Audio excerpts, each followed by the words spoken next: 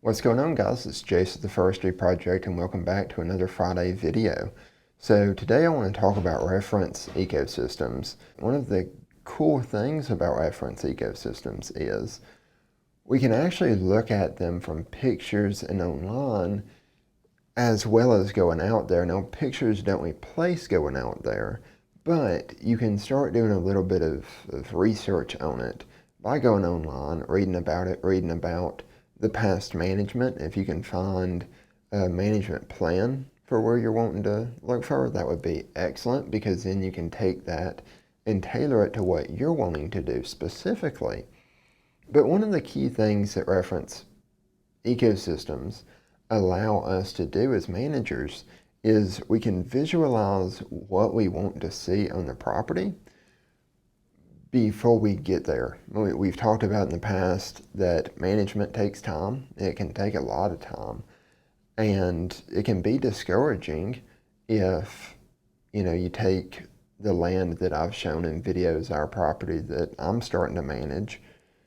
It is going to be many years before I get to see what I want to see out of it. I know in one of the videos I kind of hinted about reference ecosystems when I showed the picture of the oak savanna in Michigan, when I was talking about the oak savanna and what I wanted to get it back to. But that would take years to actually get there. So being able to have an idea for it, almost like a little vision board for your property, is very beneficial. Now, another thing that reference ecosystems allow us to do is we can take and go to that ecosystem once we've researched it a little bit and maybe have an idea of the background of how it was managed, how it was created, and why. You can then go out there and start to look at what species are out there and where they're at on the property. So if you haven't watched it yet, I encourage you to go watch our video series on how to identify trees. And we go through, how to use the leaves and stuff like that. There's also good phone apps that you can use, and I hope to dive into that in the future. I haven't had enough time to research all of the apps out there. I know I use Picture This, and it so far it's worked really well, but I've also heard others that use iNaturalist and a few other things that I want to look into before I go out and say, like, hey, these are the best. I always want to, showcase, like, hey, this is my experience with it. And if I'm going to put something out on the forestry project, I want to have confidence in, what I'm showcasing is going to benefit landowners. That's my whole goal in this, is to help landowners better manage their land. And sometimes phone apps can be the best way to do that, as we've talked about in the mapping video, and you saw when we broke out my property into stands. Phones can be very beneficial. I just want to make sure about it before I put it out there for the general public. And I always say, when you're identifying trees, you can use the phone app, but nothing replaces being able to actually go out there on the property with a dichotomous key like the book that I've shown in videos, and actually go through and identify them. And then once you do that, get the index cards or a journal or whatever you think would help you learn best, and document those species where you saw them out on the property. And then you can go through and start actually learning your property. Then we can take that same principle and apply it to that reference ecosystem. So do some research on it, you go out there, you look around. One of the key things I want you to pay attention to is what species are out there. If you're looking at a upland pine savanna, let's say you go to a longleaf pine savanna like I show here. This was taken out at Weymouth Woods in Southern Pines, North Carolina, and it's a very interesting place. They burn a lot. It's very cool to go see. And you can then start identifying what species are out there to figure out what you might want on your property. Now, it may not be that specific species. What grows in North Carolina, coastal North Carolina, may not grow in Northwest Alabama. But what it allows you to do is you can say, there is a pine overstory, and it's not completely like open, but it's open enough that grasses grow good in the understory. And you can look at where there's a lot of grasses in the understory. You can look at their burn return intervals, because they have little signs that show when they burned last. Look at what species are out there, and you can see, how often do I need to burn to maintain what I want. If you want, trees and grasses, you may have to burn more often than if you want trees, grasses, and some herbaceous, shrubs, small trees that wildlife feed on. You need a different management. So going out and looking at that, even if it's not the specific plant species that would grow best on your property, you're able to get a lot more information out of it. Additionally, if you go and look at that, in upcoming videos, I'm going to talk about forest inventories, the benefit of understanding what is out on your property, not just what species, but the stocking of your property. How healthy is it? A lot of times we get in this phase of, well, if there's trees out there, that's good, and the more trees, the better, and that really could not be further from the truth. As we've talked about in past videos on my property, we're starting to see a lot of mortality in our trees because they're so closely spaced together. So you can also pay attention to that when you're out in a reference ecosystem. What's the spacing like? You can see what's in the understory and decide what your spacing might ought to be. So, take for instance, if you're managing a upland savanna, you need a lot more space in between your trees because you want sunlight to hit the flower and grow grasses.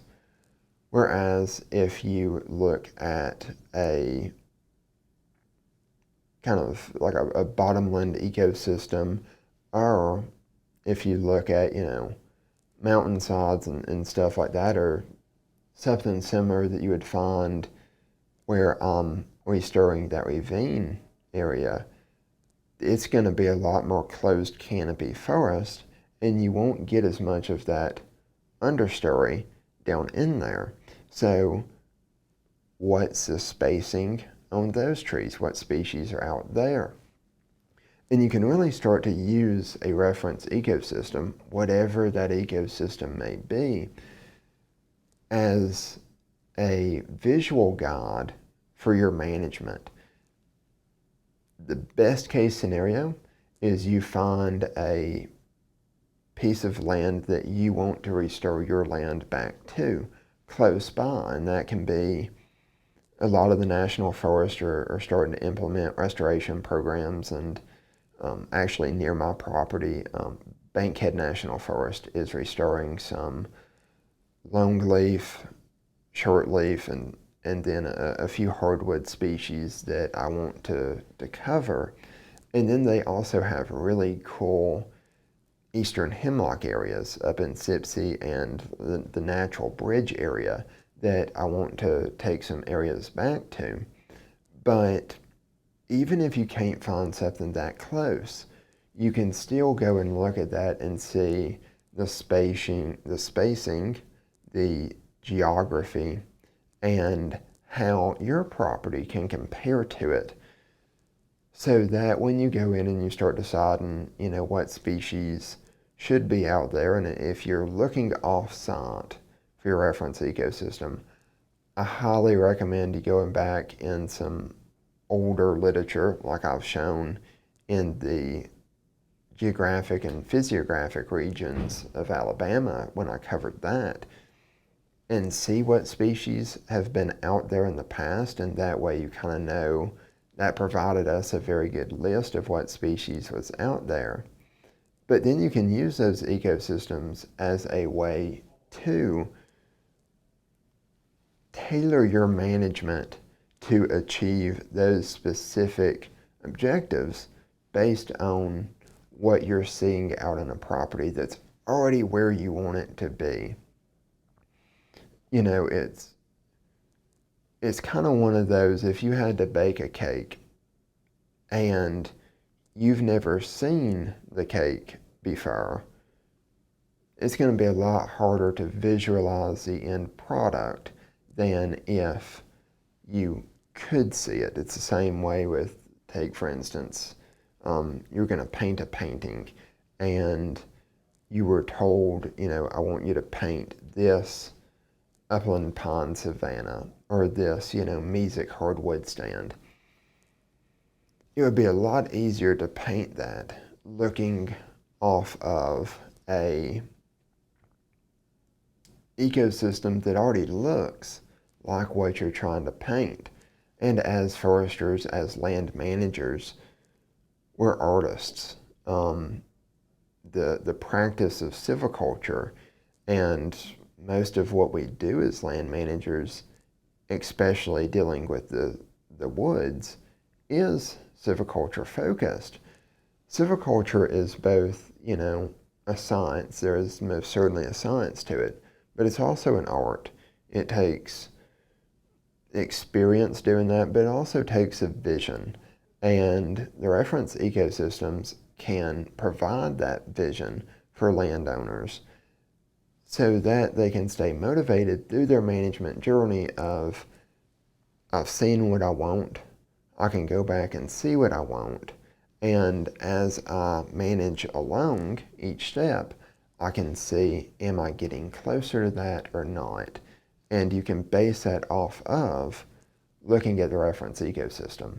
Now, another great opportunity with your reference ecosystem, and something I've talked about in the past, is getting involved with others. So if you have a reference ecosystem, let's say you're interested in a national forest, or like when I went to Weymouth Woods to look at those longleaf pine, reach out to some of the people who worked there, some of the managers, and talk with them and see how they got from point A to point B. Historically in the South, there wasn't much land that was not cut over, farmed, disturbed in some way, that someone had to manage that ecosystem that you're looking at back to where it is. And if you can figure out and talk to them and learn what they did, mistakes they've made, what they would do differently, it can help you out a lot. So not only looking at the reference ecosystem, but also talking to a manager over that can be beneficial. If you're looking at the private side, talk to the landowner who owns the land. You would be in contact with them anyways to even be able to go out there. So ask them what they've done. Ask them who they've used, if they used a consulting forester or whatever. Ask if they have a management plan, and if they did, you know, could you look and see what they did?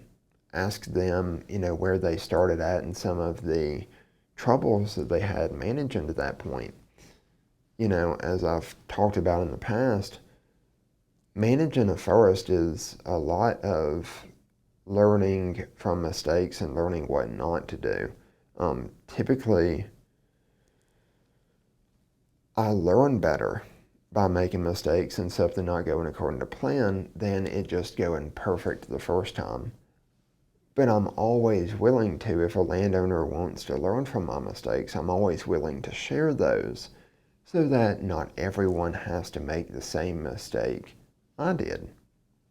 So getting out there, getting involved with the landowner of the property, the manager of the property, whatever the case may be, and going out there and getting a tour of it would be very beneficial for landowners to go do when you're starting to restore that.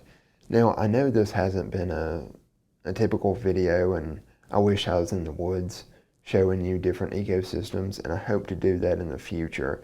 I hope to have a few videos on different areas and some of the unique characteristics, unique plant species of each, and start showcasing what the forests have to offer, because our native ecosystems are, one, incredibly beneficial, but also awesome to learn about, to see function.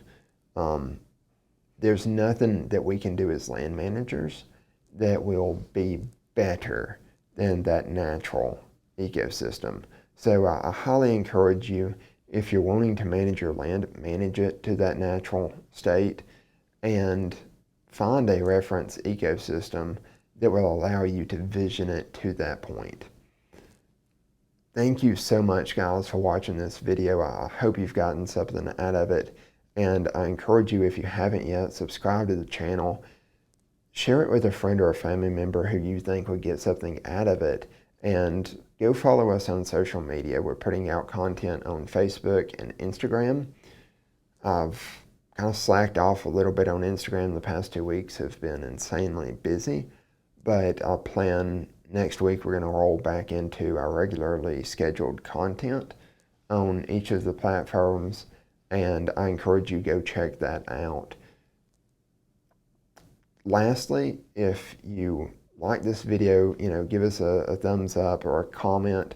Comment down below a cool area that you've used as a reference ecosystem. I'm always looking for new places to explore, and there's so many cool areas that one person can't see them all and know about them all. So building a community of people who have seen different places can help landowners see what places might be in their area, because sadly I haven't been able to explore everywhere yet. I hope to. I hope it leads to that.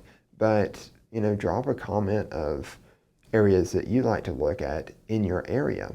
So with that, guys, again, thank you so much for watching, and until next time, happy management and God bless.